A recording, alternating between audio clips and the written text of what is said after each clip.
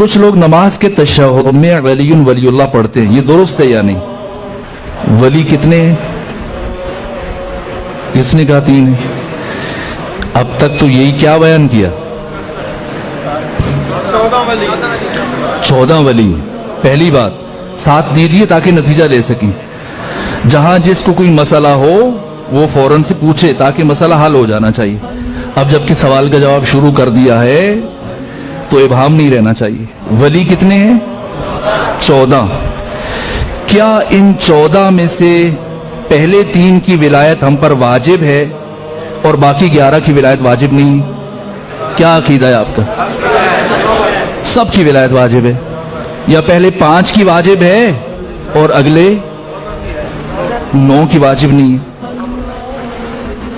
سب کی واجب ہے، سب کو مانے، 13 کو مان لیں، امام زمانہ کی ولایت کا انکار کر دیں۔ آیا آپ نے اقرار کیا؟ آپ مولائی ہیں؟ نہیں۔ ایک کی ولایت کا انکار سب کی ولایتوں کا انکار ہے۔ ہم پر 1 کی نہیں، 2 کی نہیں، 3 کی نہیں، 5 کی نہیں، 14 کی ولایت واجب ہے۔ غدیر میں رسول اسلام نے کیا صرف علی کی ولایت کا اعلان کیا؟ سب کی ولایت کا اعلان کیا۔ کیا غدیر میں پیغمبر گرامی اسلام نے علی ابن ابی طالب کے ہاتھ پر جو بیعت کی اور باقیوں سے کروائی، مردوں سے بھی خواتین سے بھی، کیا صرف علی ابن ابی طالب کی بیعت کروائی گئی؟ سب کی بیعت کروائی گئی۔ تو اب سوال بتائیے کہ کیا آپ کا سوال کیا ہے کہ تشہد میں علی کی گواہی کا پوچھ رہے ہیں یا سب کی گواہی کا پوچھ رہے ہیں؟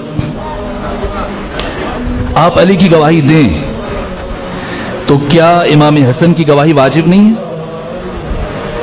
جس دلیل کی بنیاد پر علی ابن ابی طالب کی ولایت کی گواہی واجب ہے، اسی دلیل کی بنیاد پر امام حسن مجتبی کی گواہی بھی واجب ہے یا نہیں؟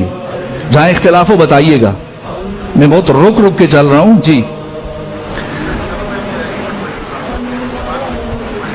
خوب، میں عرض کرتا ہوں، اگر امام حسن مجتبی کی ولایت کی گواہی واجب ہے تو امام حسین کی بھی واجب ہے، فرق نہیں ہے۔ اگر کوئی 6 اماموں پہ رک گیا، 6 امامی بن گیا، کیا آپ اسے شیعہ تسلیم کریں گے؟ اب شیعوں میں جو فرقے ہیں، مثلا جیسے زیدیہ ہے، اس کا تشیع سے تعلق نہیں ہے۔ اسماعیلی ہیں، ان کا تشیع سے تعلق نہیں ہے۔ شیعہ کون ہے؟ جو ان 14 کو مانتا ہے اور پیغمبر کے بعد، جناب سیدہ کے بعد 12 اماموں کو مانتا ہے، 11 کو بھی مان لے تب بھی کافی نہیں ہے۔ سو پہلی بات کہ پیغمبر کا نام نماز میں لیا جائے تو باقیوں کا کیوں نہ لیا جائے؟ بات تو ٹھیک ہے نا؟ غلط ہے؟ ٹھیک ہے۔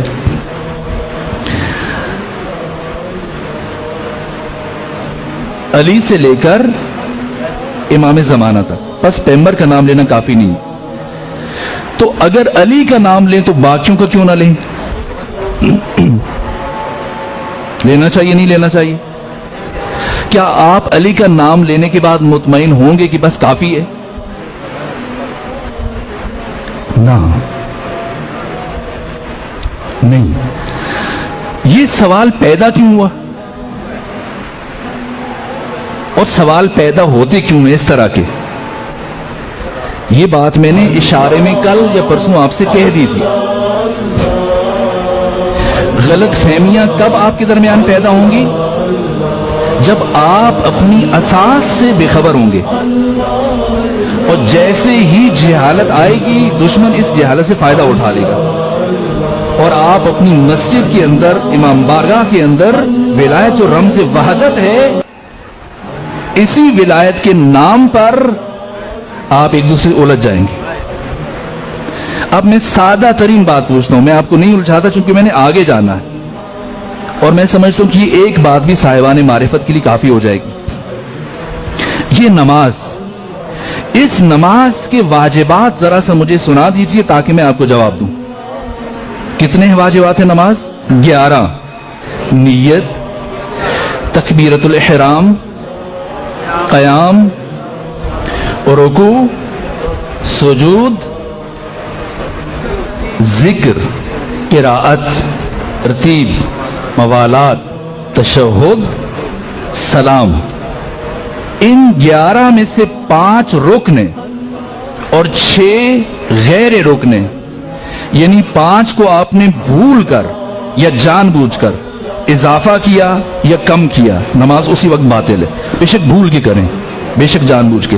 باقی جو 6 ہیں اگر بھول گئے ان میں تو نماز پہ کوئی فرق نہیں پڑے گا، اور اگر آپ نے جان بوجھ کی کمی بیشی کی پھر نماز باطل ہے۔ مختصر کر رہا ہوں، آپ نماز میں جو ذکر پڑھتے ہیں ان میں سے ایک ہے درود، جسے آپ صلوات کہتے ہیں۔ بتائیے کب کب اور کہاں کہاں پڑھتے ہیں؟ ایک ہی ذکر کو آپ نے رکوع میں بھی پڑھا، سجدوں میں بھی پڑھا، قنوت میں بھی پڑھا، تشہد میں بھی پڑھا، ٹھیک ہے؟ اب بتائیے، یہ بات پہنچی آپ تک؟ اب بتائیے کہ رکوع میں کس نیت سے درود پڑھتے ہیں؟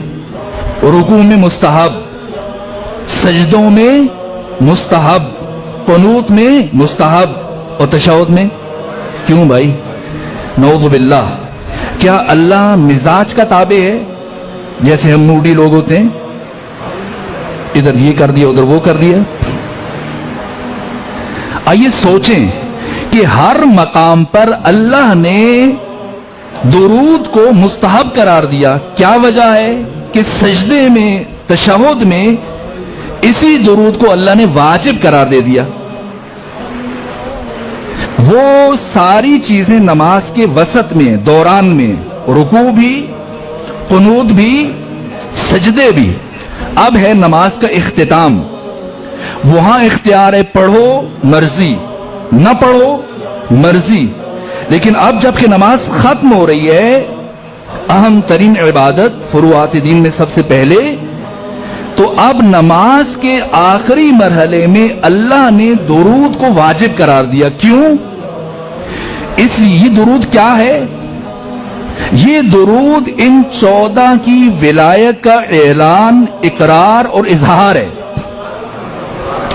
جس میں پیغمبر بھی شامل ہیں، فاطمہ بھی شامل ہیں، حسن حسین بھی شامل ہیں، علی بھی شامل ہیں، امام زمانہ، سب۔ پیغمبر کا ذکر الگ سے کیوں ہو رہا ہے؟ تاکہ ختم نبوت کا اعلان ہو جائے، عبدہ و رسولہ۔